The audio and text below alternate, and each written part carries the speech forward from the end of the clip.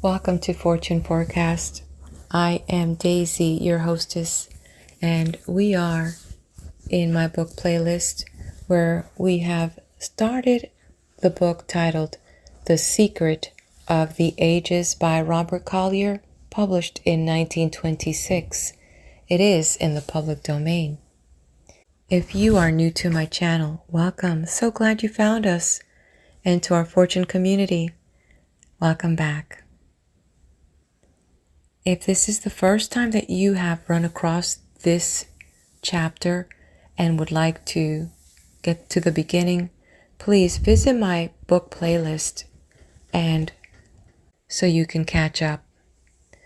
All right, we are going to go right through to this next chapter from Volume 5, Chapter 14, Your Needs Are Met. We start with a quote by Kenyon. Arise, O soul, and gird thee up anew. Though the black camel death kneel at this gate, no beggar thou that thou for alms should sue. Be the proud captain still of thine own fate. You've heard the story of the old man who called his children to his bedside to give them a few parting words of advice. And this was the burden of it. My children, he said, I have had a great deal of trouble in my life, a great deal of trouble, but most of it never happened. We are all of us like that old man. Our troubles weigh us down in prospect, but we usually find that when the actual need arrives, Providence has devised some way of meeting it. Dr. Jacob Loeb, a member of the Rockefeller Institute, conducted a series of tests with parasites found on plants, which show that even the lowest order of creatures have the power to call upon universal supply for the resources to meet any unusual need. In order to obtain the material, reads the report of the test, potted rose bushes are brought into a room and placed in front of a closed window. If the plants are allowed to dry out, the aphids, parasites, previously wingless, change to winged insects. After the metamorphosis, the animals leave the plants, fly to the window, and then creep upward on the glass. It is evident that these tiny insects found that the plants on which they had been thriving were dead, and that they could therefore secure nothing more to eat and drink from this source. The only method by which they could have saved themselves from starvation was to grow temporary wings and fly, which they did. In short, when their source of sustenance was shut off and they had to find the means of migrating or perish, universal supply furnished the means for migration. If universal mind can thus provide for the meanest of its creatures, is it not logical to suppose that it will do even more for us? The highest production of creation, if we will but call upon it, if we will but have a little faith.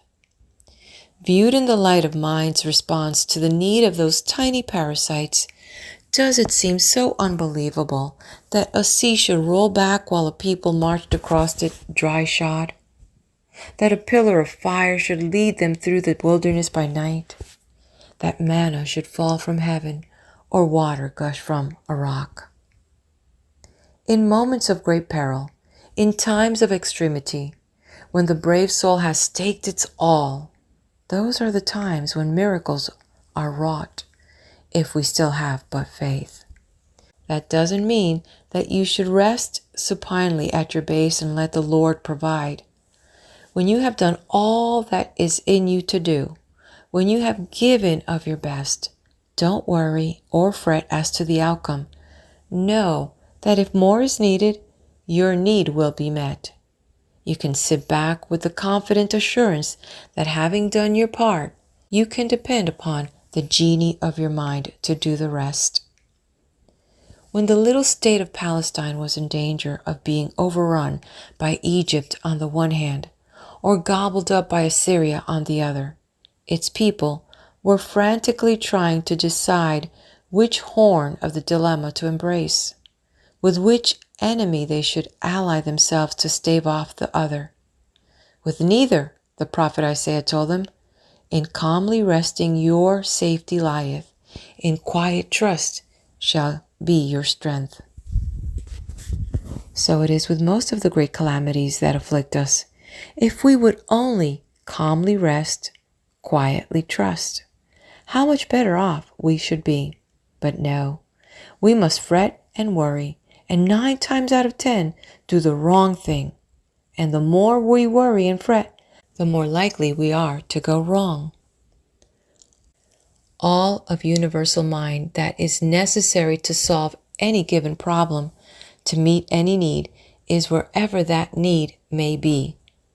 Supply is always where you are and what you need.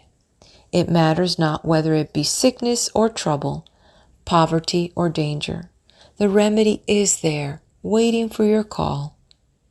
Go at your difficulty boldly, knowing that you have infinite resources behind you, and you will find these forces closing around you and coming to your aid.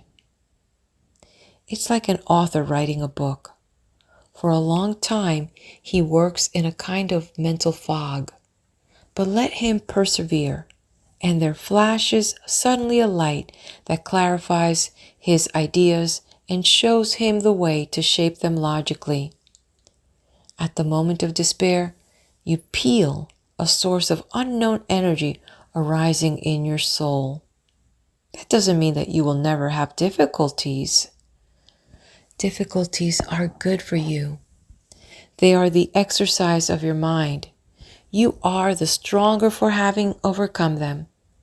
But look upon them as mere exercise, as stunts that are given you in order that you may the better learn how to use your mind, how to draw upon universal supply, like Jacob wrestling with the angel. Don't let them go until they have blessed you, until, in other words, you have learned something from having encountered them. Remember this: no matter how great a catastrophe may befall mankind, no matter how general the loss, you and yours can be free from it. There is always a way of safety. There is always an ark by which the understanding few can be saved from the flood. The name of that ark is understanding. Understanding of your inner powers. When the children of Israel were being led into the promised land, and Joshua had given them their directions, they answered him, "All that thou commandest us we will do, and whithersoever thou sendest us, we will go. Only the Lord thy God be with thee, as he was with Moses." They came to the river Jordan, and it seemed an insurmountable barrier in their path. But Joshua commanded them to take the Ark of the Covenant, representing God's understanding with them, before them into the Jordan. They did it, and the waters which came down from above rose up upon an heap. And the priests that bear the Ark of the Covenant of the Lord stood firm on dry ground in the midst of the Jordan. And all the Israelites passed over on dry ground until all the people were passed clean over Jordan. The Ark of the Covenant. All through the Old Testament, when war and pestilence, fire and flood were the common lot of mankind, there is constant assurance of safety for those who have this understanding, this covenant with the Lord. Because thou hast made the Lord, which is my refuge, even the Most High, thy habitation, there shall no evil befall thee, neither shall any plague come nigh thy dwelling. For he shall give his angels charge over thee to keep thee in all thy ways. That is the agreement with us. an agreement which gives us the superiority for circumstances which men have sought from time immemorial. All that is necessary on our side of the agreement is for us to remember the infinite powers that reside within us, to remember that our mind is part of universal mind, and as such, it can foresee, it can guard against, and it can protect us from harm of any kind. We need not run away from trials or try to become stoical towards them. All we need is to bring our understanding to bear upon them, to know that no situation has ever yet risen with which universal mind, and through it our own mind, was not fully competent to deal. To know that the right solution of every problem is in universal mind, that we have but to seek that solution and our trial is overcome. But where shall wisdom be found? And where is the place of understanding? Acquaint now thyself with God and be at peace. If evil threatens us, if failure, sickness, or accident seems imminent, we have only to decide that these evils do not come from universal mind. Therefore, they are unreal and have no power over us. They are simply the absence of the right condition which universal mind knows. Refuse, therefore, to see them, to acknowledge them, and seek through mind for the right condition which shall nullify them. If you will do this, you will find that you can appropriate from mind whatever you require for your needs when you require it.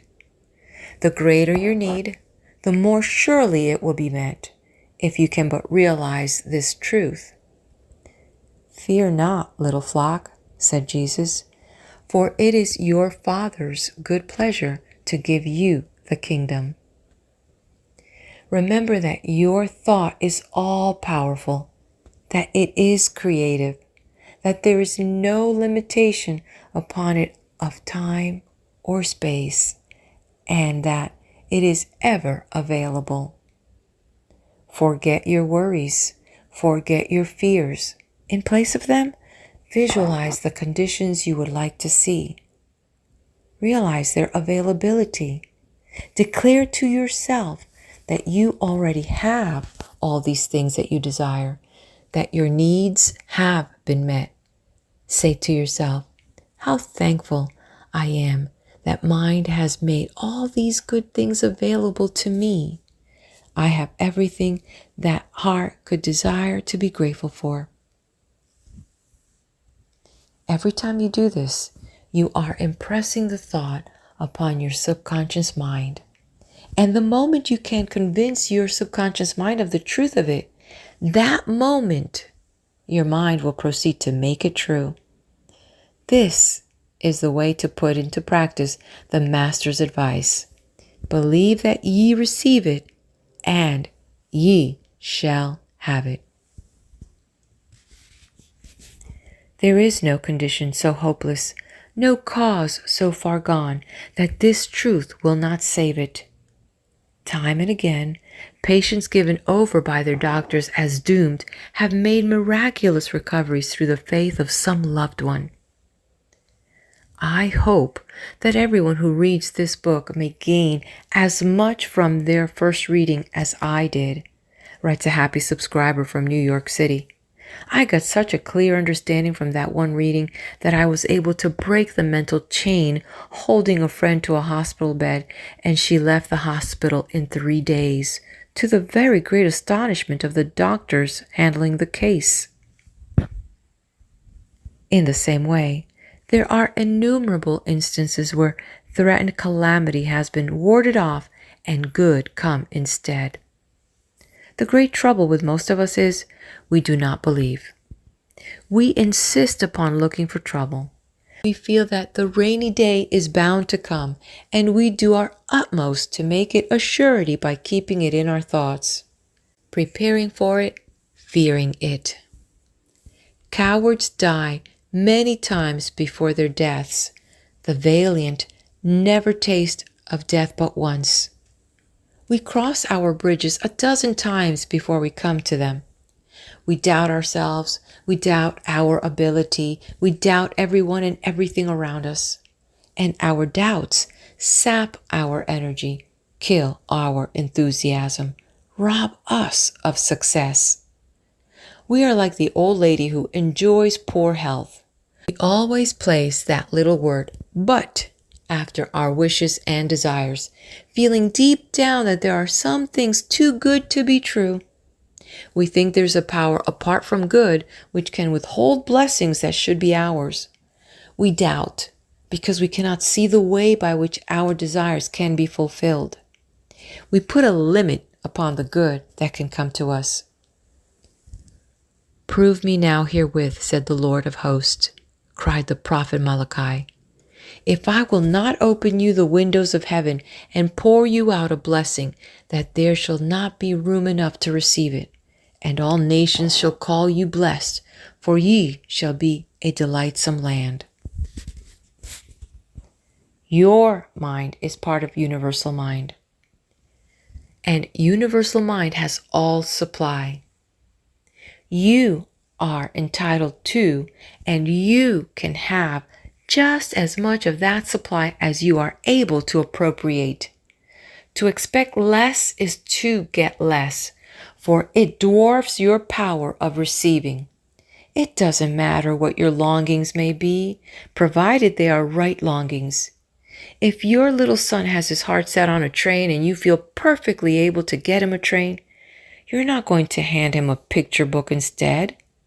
It may be that the picture book should have greater educational value, but the love you have for your son is going to make you try to satisfy his longings, as long as those longings are not harmful ones.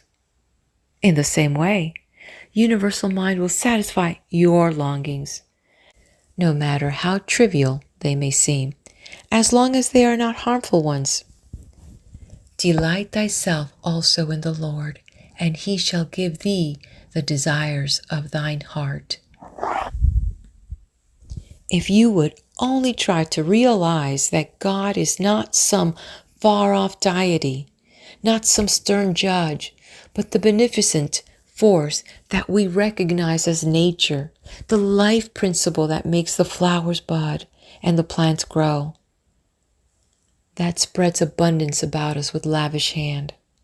If we could realize that He is the universal mind that holds all supply, that will give us the toy of our childhood or the needs of maturity, that all we need to obtain from Him, our heart's desire, is a right understanding of His availability, then we would lose all our fears, all our worries, all our sense of limitation. For universal mind is an infinite, unlimited source of good. Not only the source of general good, but the specific good things you desire of life. To it, there is no big or little problem. The removal of mountains is no more difficult than the feeding of a sparrow. And to one like the Master, with a perfect understanding, the miracle of raising Lazarus from the dead required no more effort than the turning of the water into wine. He knew that universal mind is all power, and there cannot be more than all. He knew that to know God aright is life eternal.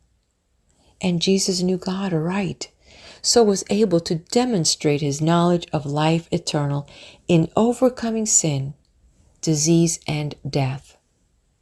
For it is one and the same law that heals sin, sickness, poverty, heartaches, or death itself.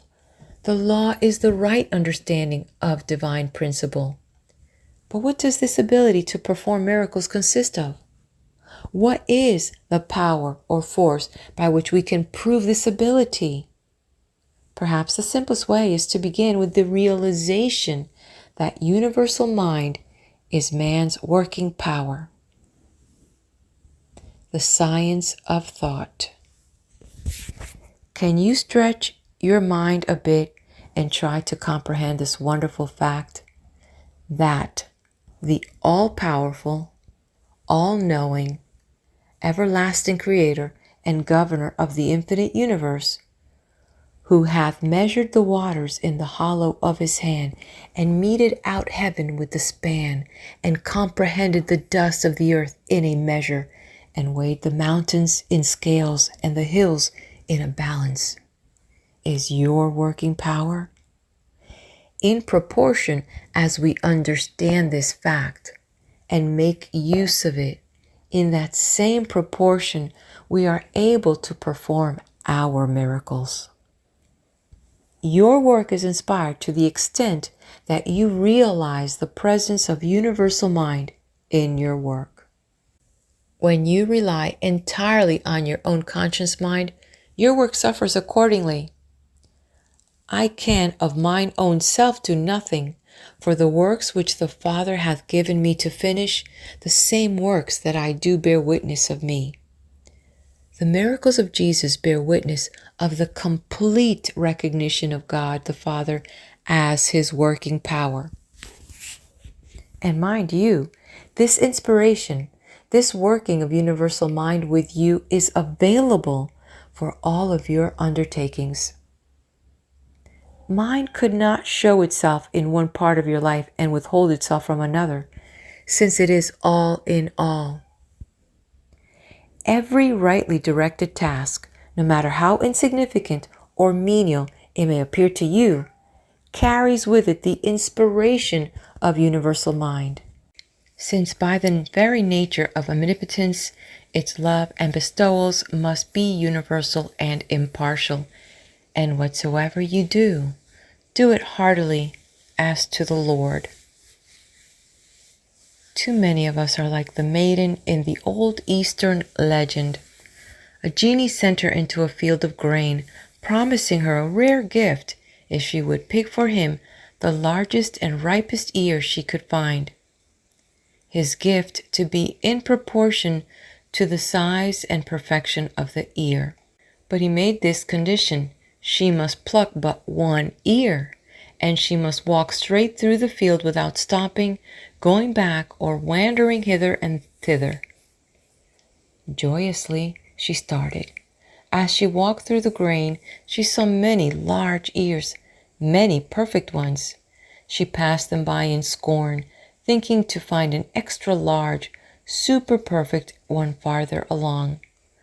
Presently, however, the soil became less fertile, the ears small and sparse. She couldn't pick one of these. Would now that she had been content with an ordinary sized ear farther back? But it was too late for that. Surely they would grow better again farther on. She walked on, and always they became worse, till presently she found herself at the end of the field, empty-handed as when she set out. So it is with life. Every day has its worthwhile rewards for work well done. Every day offers its chance for happiness. But those rewards seem so small, those chances so petty, compared with the big things we see ahead. So we pass them by, never recognizing the great position we look forward to. The shining prize we see in the distance is just the sum of all little tasks, the heaped up result of all the little prizes that we must win as we go along. You are not commanded to pick out certain occupations as being more entitled to the Lord's consideration than others, but whatsoever ye do, whether it be in the exalted and idealistic realms of poetry, music, and art, whether in the cause of religion or philanthropy, whether in government, in business, in science, or simply in household cares, whatsoever ye do, you are entitled to, and have all of inspiration at your beck and call. If you seem to have less than all, it is because you do not utilize your gift. Now he that planteth and he that watereth are one, and every man shall receive his own reward according to his own labor. For we are laborers together with God.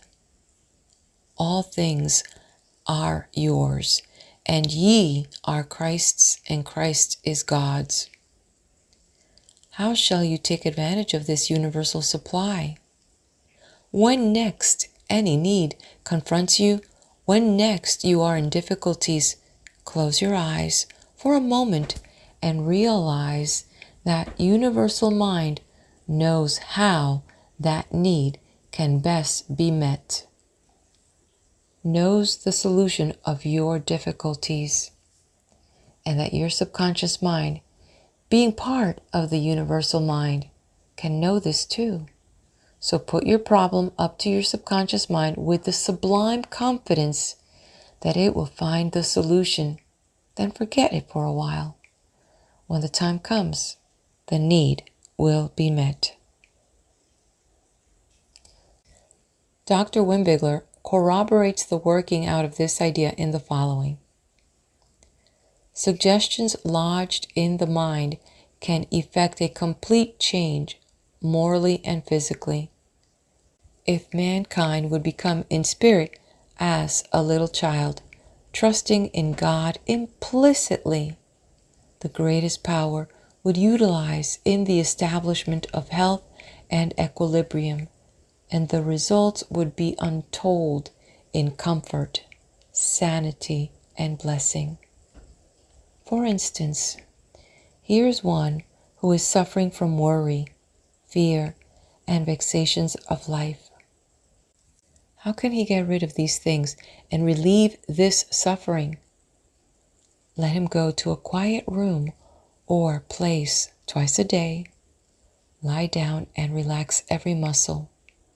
Assume complete indifference to those things which worry him and the functions of the body, and quietly accept what God, through this law of demand and supply, can give. In a few days, he will find a great change in his feelings, and the sufferings will pass away, and life will look bright and promising. Infinite wisdom has established that law, and its utilization by those who are worried and fearful will secure amazing results in a short time. The real reason for the change is found in the possibility of recovery by using the laws that God has placed within our reach, and thus securing the coveted health and power for all that we want and ought to do. The subliminal life is the connecting link between man and God, and by obeying his laws, one's life is put in contact with infinite resources and all that God is able and willing to give. Here is the secret of all the cures of disease and the foundation for the possibility of a joyful existence, happiness, and eternal life. Suggestion is the method of securing what God gives, and the mind is the agent through which these gifts are received. This is not a matter of theory, but of fact. If anyone who is sick or who desires to be kept well will have stated periods of relaxation, open-mindedness, and faith, he can prove the beneficial and unwavering result of this method. And this concludes chapter 14. Let's move on. Before we do that, hit that like button, subscribe to the channel, make sure to share this with your friends, and leave me a comment. Let me know you were here. I'll be waiting for you on the next video with Volume 5, Chapter 15, The Master of Your Fate.